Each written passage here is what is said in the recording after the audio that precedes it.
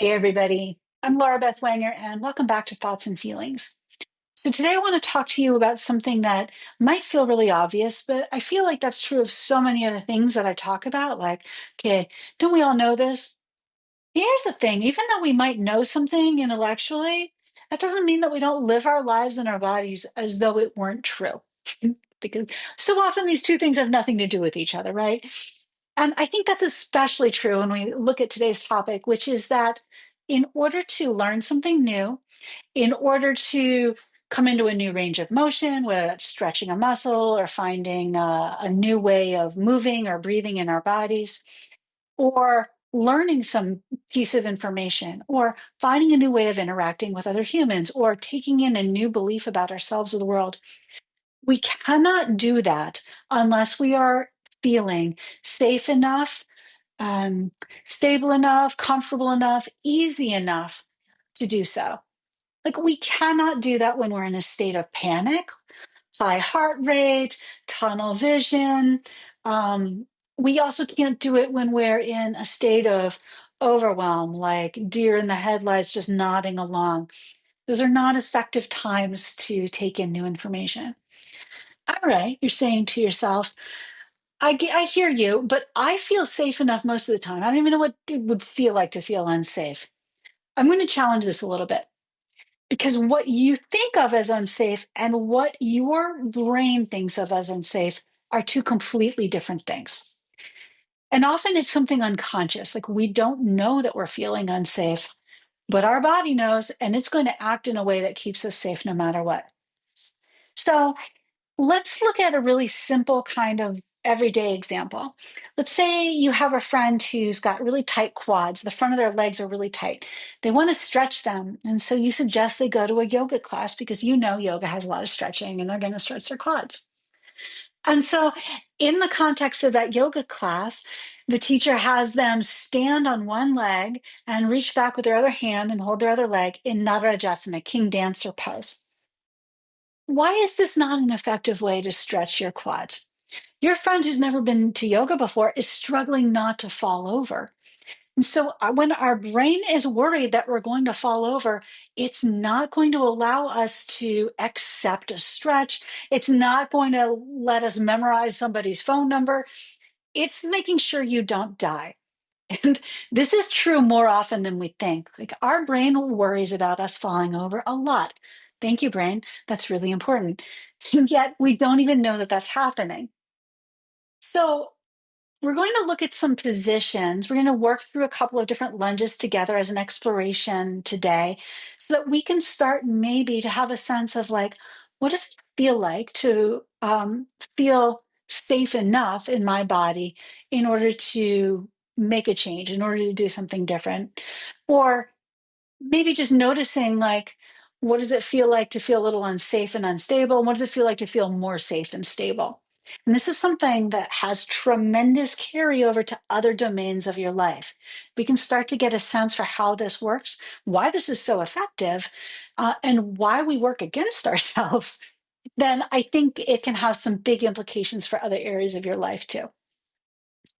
So, safe enough, not falling over is a big deal. And this comes up a lot for people in a yoga class. Like, if I wanted somebody to really stretch a part of their body, I would not have them do it on one leg. It's just not going to be effective. Same thing with, like, I don't know, asking them to move their hip in a certain way. I wouldn't, having them do it on one leg is just, it's a lot to ask of our brain. So I would have them hold on to something. But what gets in the way here? We have this idea sometimes that we have to do things the hard way in order for it to be effective. And this is so true in a yoga class. And this is why we see so many people kind of struggling and flailing and working so hard and getting nowhere. It sounds a little harsh, and I don't mean it that way. I'm really, with compassion, I say this: we work against our own best interests. Let's look at stretching again, but a different body part. If we wanted to stretch our hamstrings, standing on one leg and taking your leg in front of you is one way to stretch your hamstrings, but that is not going to work for most people. Even standing and folding forward is not going to be as effective for most people because, again, our body doesn't feel safe in that position. The safest way to do that would be to have them maybe on their back with their legs up the wall or seated, forward fold. But even that, again, not for everybody. So, what we have to find for the person is a way that feels safe enough for them to do that. Safety also has a lot to do with pain and avoiding it. If our body's trying to make sure that we don't get hurt, whether that's physiological or emotional, then that's a big priority. So we're going to look at this together. But if you know that when you do a lunge with your knee on the ground, your kneecap hurts, or you tore your meniscus 5 years ago and you've just never felt quite comfortable about moving that knee in certain ways, then that's not necessarily the most effective way for you to stretch either. You're going to have an additional level of stress that comes in. And it is amazing that how how either unaware we can be of that happening or how much we're willing to override that. Both things are true. I can see it in somebody, and I'll even observe it sometimes in myself, how a, a change will come over their face and their body, and they'll stiffen up and their neck gets real tight, and they'll say, I'm fine, it's fine. And it is clearly not fine at all. So, what we need to do then is find the place where they do feel fine. And the amazing thing is, once we do find that place where their body, their system feels safe enough, they will quickly progress. I mean, within honestly the same session, we might have them come back to the harder position and they're doing it no problem. But we need the brain to learn, like, we need the body, we need the whole system to learn, like, hey, it's safe enough for you to do this. Nothing bad's going to happen. We have a history of an injury in a body part too, then this is a very big deal. If we broke our leg when we were 20, and ever since then we've had to we've felt that we have to walk a certain way, or we don't go into a certain range of motion because that wasn't okay at one time. Your body remembers that as though it were right now, and it's going to make sure that you don't move into that position um, unless you really have to. So you will have to override a lot to get there. Rather than overriding and making it so stressful that you can't take on that new position or learn that new position, why not make it simpler, more stable, more supported, and then we can get there naturally? And so that's really what the goal is. Another issue with feeling safe enough, stable enough, comfortable enough is an interpersonal or relational way of being with the world. And so we may be somebody who, because of our, just because of our personality, maybe we're very introverted, or because of our history with other humans, because of the culture we live in and the type of body we're in versus the other types of bodies that we're around, we may not feel safe enough to relax in order to make the changes that we're asking to do. So, what happens when we're under stress? What happens when we don't feel safe? We've talked about this. Your eyes go into this sort of tunnel vision, your breathing contracts, the heart rate comes up, and we become very stiff. Physically, we become stiff in our bodies.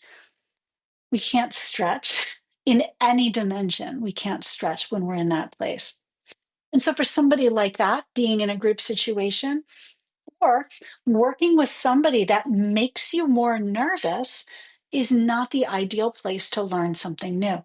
Maybe what we have to work with, but it's not ideal. And so we may need to do some work on our own or with a trusted friend, companion, whatever, in order to kind of get there.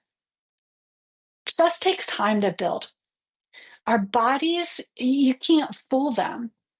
So, no matter how much we might want to trust somebody or want to trust a situation or want to move into a range of motion until we really feel like it's okay, it's just not going to happen. There's an additional piece that I'm going to touch on here. And this is something that's really true for me personally. So, I'm going to out myself. Some of us have a pressure to perform, a sense of perfectionism, a need to, or a feeling of needing to always do the hardest variation of whatever it is. a feeling that even if it's our first time doing something, we should be really good at it.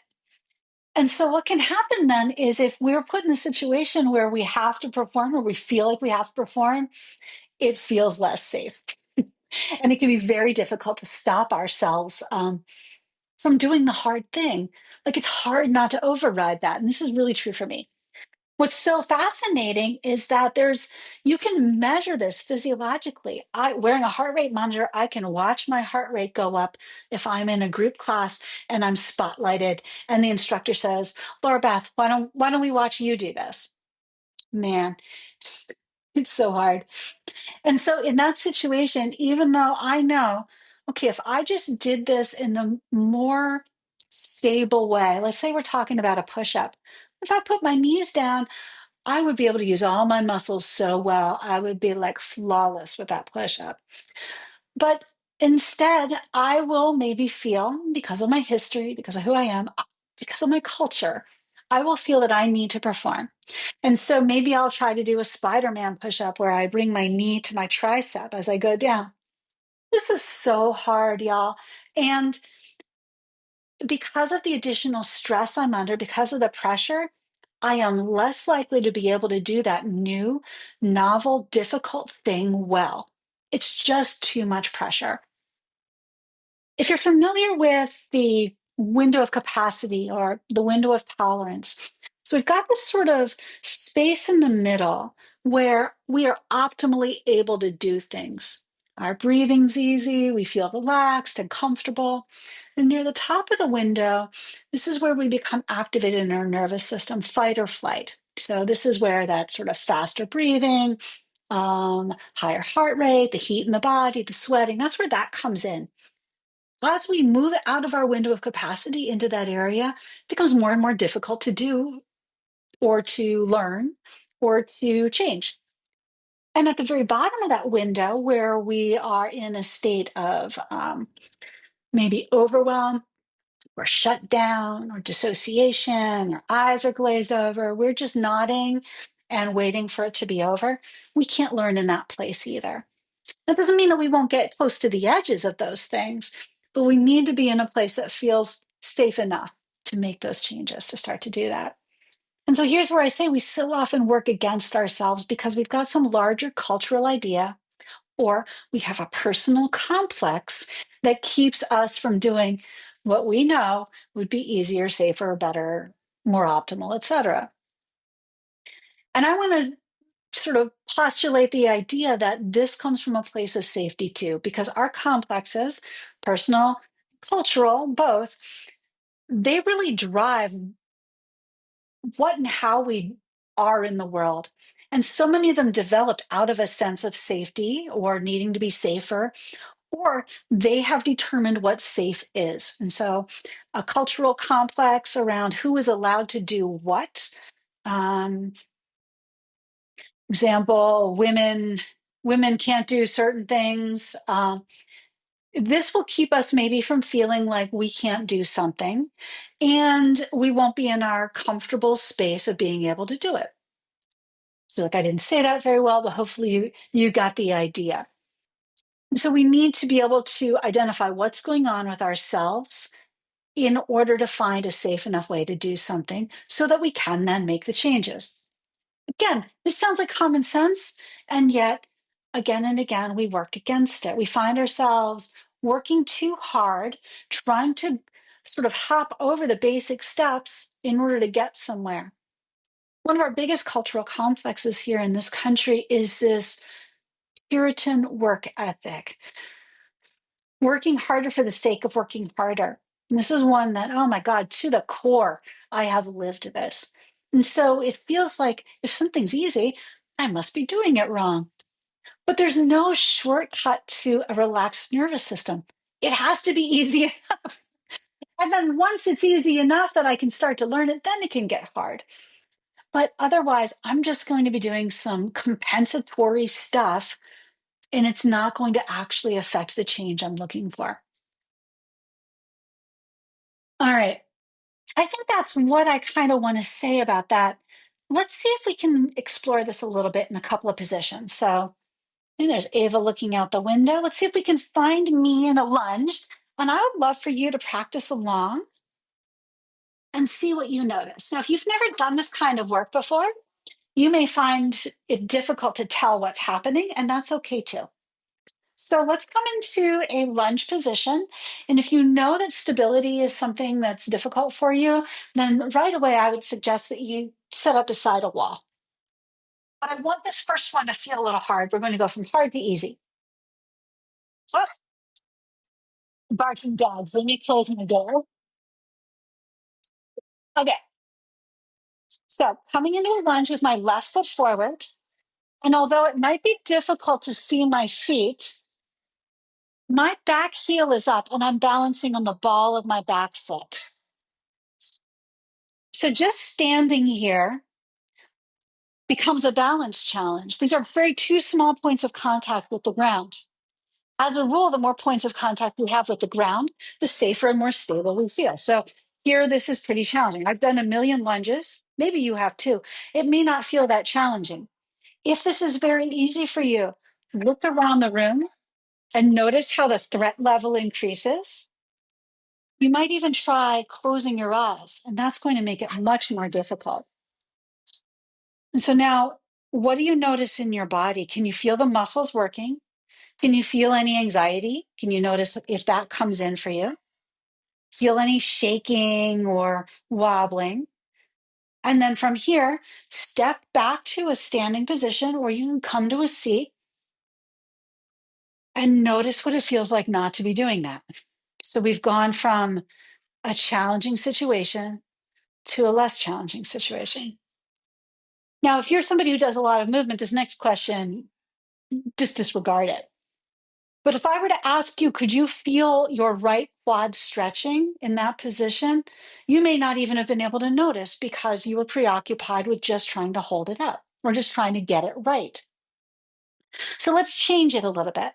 Next, we're going to come to a simpler variation.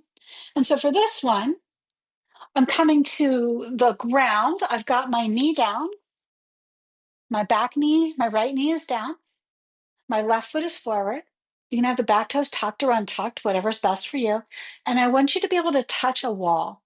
And so this is not the ideal like configuration, but I want you to be able to see it from the side. Like ideally, the wall would be right here, directly out to the side. Coming in this position, do you notice if there's any pain? If there is pain here under your knee, take a moment and pad that. Give yourself some cushion so that doesn't hurt. Pain will take us out of our comfortable breathing place where we're not able to take in new information. Okay, how does this compare to that first lunge that we did? What can you notice? Does it feel a little simpler? Is your breathing a little easier? A key indicator for being able to learn something new or take in new information or being in our window of capacity is the ability to breathe. Good. Now, let's make it a little harder. Take your fingers away from the wall. And if you have your hand on your leg, let's let the hands relax by the side. Notice things just got a little trickier, maybe. Good. And if this is still quite simple, again, you might look around the room or close your eyes. Notice what happens in your chest with your breath, with your belly. Good. And then let's go back to the last variation that was easier. So if your eyes closed, open them. Feel how things got simpler. Take that in. Maybe your breath just shifted. Take the hand back to the wall if that's where you were. And then for this last piece, pay attention to what happens as you shift back to a seated position. Can you feel the sense of relief of moving out of that more difficult position into one that feels safer or more comfortable? Good. Okay. So If we were to ask somebody to stretch their quads, I gave the example before of holding the foot, but we can stretch the quads in a lunge or stretch the hip flexors, the front of your hip, in a lunge. Taking a balancing position like that lunge with the knee lift up that we did first, this is not the best way to do it because it's so tricky. As we got easier and easier and your nervous system relaxed, you may be able to do things or feel things or experience things that you weren't able to do in the more complex variation. I'm also curious as you go through this, if we were working one-on-one, I would be interested to notice what became available to your awareness as things got more simple. You might suddenly become aware of a pain that wasn't there before, or you couldn't notice it because the balance was tricky. So there's so much that we're having to override when we're in that difficult threat situation. And especially if we have any additional pressure around, like, I have to perform for this person, I have to do this because of the situation I'm in. It's not okay to sit it out. It's not okay not to do it, etc. So I hope this gives you some information and maybe an experience in your body of what it might feel like to be more at ease versus to be in a more stressed state where it's difficult to take in new information or to try something different. And the same thing is so true on a larger scale too. And so if you are in a situation where there is larger amount of stress outside of your control, as there is in my life right now, um, I don't feel at ease or comfortable or safe um, around what's happening in our country right now on so many levels. So this is an additional stressor that's kind of pushing me out of my window of capacity. I feel a little less safe generally just because of that. I I mean, I'm quite privileged, I'm quite safe, all of that. And still, there's this stressor that makes my whole system feel less safe. And so in a case like that, I know that I will have a little bit less available for other challenges in my life. Put it to you another way. If you are experiencing a huge amount of stress, you have a big exam to take, or you just lost your job, or um, your relationship is in peril. This is not a good time for you to try a challenge somewhere else in your life. Um, to like, okay, I'm going to run a marathon next month. That's a lot to ask your body to do, to learn, to experience when you're already under a lot of stress. So we have to look at this on sort of a larger scale as well in your life. Do you have enough of a sense of stability on the macro level in order to be able to take in a new pattern of being? Because every new task that we take on, every new thing we want to do has a million tiny different components that need to be taken in as well. And if we're being stressed over here by a larger thing or by another thing, we're just not going to have as much available in order to be able to do that new thing we want to do. And so that window is much smaller. That might mean we need to make some adjustments. Maybe our self care gets more aggressive, something like that. But it also might mean that we have to find ways of supporting ourselves within that challenge. So, what that looks like for you might be different. Um, but it might mean that you take on more support relationally. You use friends or a therapist or a coach to help you feel supported in a challenge as you work through it. Might mean that you need to mm, really prioritize your sleep and what you're eating. Um, and frustrating as that can be when there's so many elements outside of our control. Um, but we're going to have to do what we can in order to feel more stable, more supported generally, so that we can do that challenge and only have so much energy available to us. Okay, so I said a lot of things. We did some things together. I'd love to hear what your experience of this is. Have you ever had an experience where you knew that it would be better to be more supported or to make things simpler and you overrode it, as I have often done?